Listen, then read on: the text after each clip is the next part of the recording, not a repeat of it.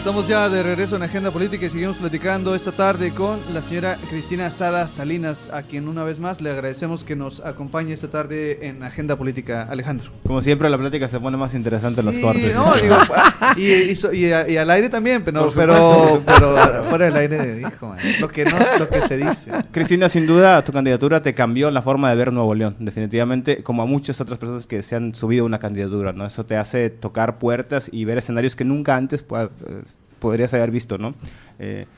En tu caso, ¿qué fue lo que más te impactó de, como dices tú, de ser una sanpetrina, ahora sí que tener que ir a los barrios más pobres del área metropolitana y luego a la zona rural?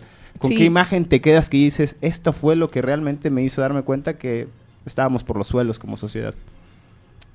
Pues, por ejemplo, el estar haciendo la candidatura en medio de ancianos y ancianas, todos ajados por el sol, que no tenían acceso a servicios de salud, que mal comían.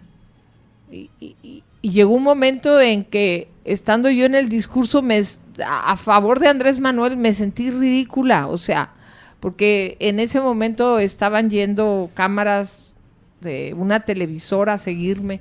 Entonces estaban las cámaras de televisión poniendo atención, que si me pusieron un sombrero y me sentí como un títere, ¿no?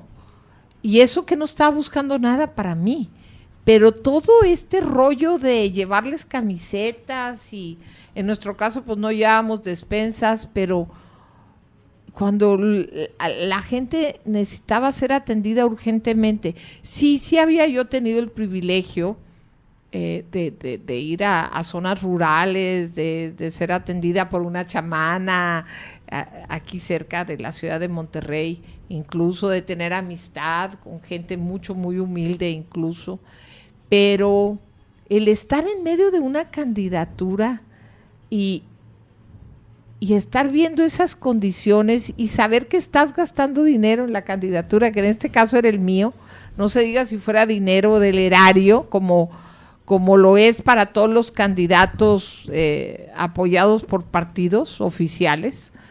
No, era pecado mortal el estar ahí pidiendo un voto.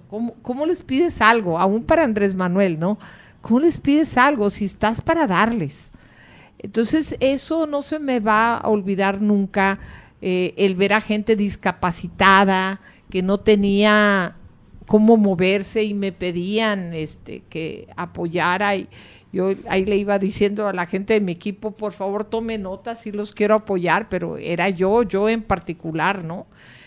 ¿Cómo es posible que en un país donde el presidente ya se compró un avión y parece que lo va a estrenar en el otoño de este año, el avión más caro del mundo, donde el hangar presidencial cuesta más de 800 millones de pesos, la gente no tenga ni muletas para caminar si está discapacitado de sus piernas, ¿no? Es indignante. Si existiera la justicia divina, de verdad, estas personas políticos que se enriquecen en sus cargos, si un día se les pudiera mostrar la cantidad de daño que hacen, la cantidad de niños que dejan sin educación de calidad, la cantidad de enfermos que dejan morir, la cantidad de indigentes que se quedan afuera en el frío y mueren en estos inviernos, la cantidad de problemas que ocasionan, no es ni funcional una economía así, ¿no? Señora Cristina, ¿usted cree que no lo saben? Eso es lo preocupante. Yo creo que sí lo saben. Lo preocupante y lo indignante es que no les importa. Eso es mi opinión. Pues si no les importa, son el vivo retrato del maligno, la verdad. ¿Sí?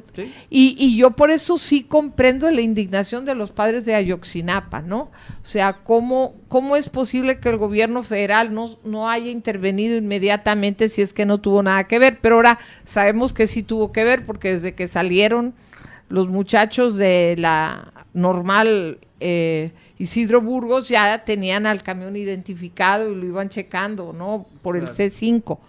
Entonces, ¿qué opinan ustedes? Decía Abel Quesada que los pobres son patrimonio cultural de la clase política mexicana, ¿no? Cristina, algo que me llama mucho la atención es que la clase política de Nuevo León suele en sus discursos mencionar, pues ahora sí que hacer alusión al emprendedurismo que hay en la entidad, siempre con ese discurso de que en Nuevo León no hay pobreza, que en Nuevo León está la gente que emprende, que Nuevo León, casi creo que nos pintan como un estado del sur de Estados Unidos más que del norte de México, ¿no? Somos el Texas soñados para ellos, ¿no? Y se les olvida siempre hablar de la pobreza que hay en la entidad. Algunos incluso se atreven a decir, políticos, que quizás el sur de Nuevo León o el área rural podría tener esos problemas y que en el área metropolitana no existe tal cosa. ¿En el área metropolitana tuviste pobreza, tuviste miseria? ¿Cómo no? Hay pobreza y hay miseria.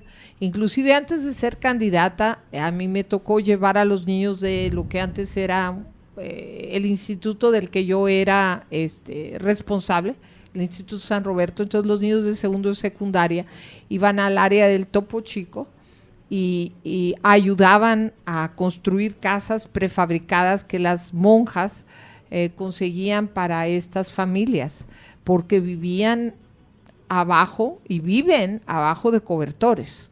Estamos hablando de vivir con cobertores y con pedazos de cartón en el Vil Cerro como posesionarios, claro.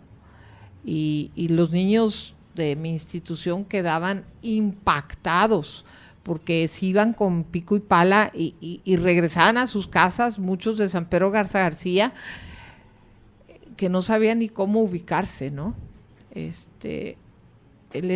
No conocían esa pobreza. Y pues fue un plan que yo ideé junto con la directora de valores de las dos instituciones, para que nuestros alumnos al menos no fueran estos niños prepotentes e insensibles que eran ya de por sí privilegiados para poder estar en el colegio en el que estaban, pero que no tuvieran ningún contacto con la pobreza fuera de las muchachas del hogar, de las trabajadoras domésticas o de los choferes o jardineros, ¿no? No, que vieran cómo algunas personas aún menos privilegiadas que ellos, que estas personas al servicio de esos hogares, vieran cómo viven, y sí les impactó mucho.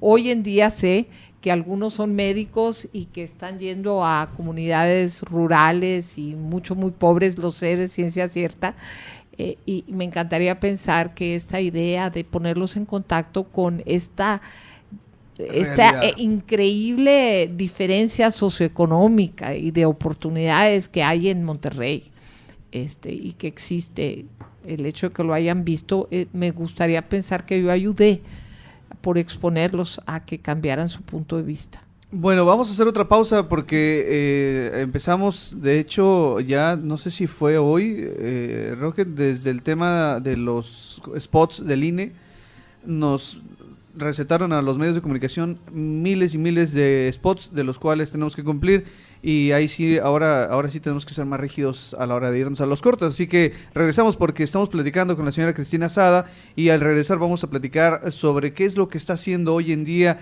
y qué es lo que será de lo que estemos viendo precisamente a la señora Cristina Sada en los próximos meses. Regresamos.